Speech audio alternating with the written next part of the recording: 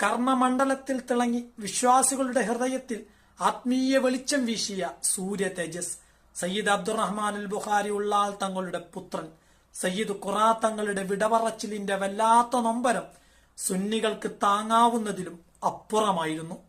കേരളത്തിൽ മാത്രമല്ല, കർണാടകയിലും ദീനീ പ്രവർത്തനങ്ങളുമായി ഓടി നടന്ന് തങ്ങൾ ഒട്ടനവധി മഹല്ലുകളുടെ കാലുകൂടിയായിരുന്നു.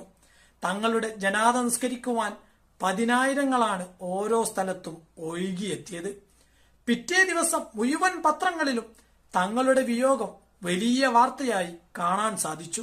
ചേളാരിക്കാരന്റെ സുപ്രഭാതം തുറന്നപ്പോൾ ആ മഹാപണ്ഡിതന്റെ മരണം ഒരു ചരമകോളത്തിൽ മാത്രം ഒതുക്കിയത് എന്തിനാണ് ചേളാരിക്കാര?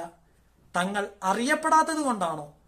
അല്ലെങ്കിൽ നിങ്ങൾക്ക് അറിയാത്തത് കൊണ്ടാണോ? രണ്ടുമല്ല. പിന്നെ എന്തു കോപ്പിലെ മാധ്യമധർമ്മമാണ് നിങ്ങളുടെ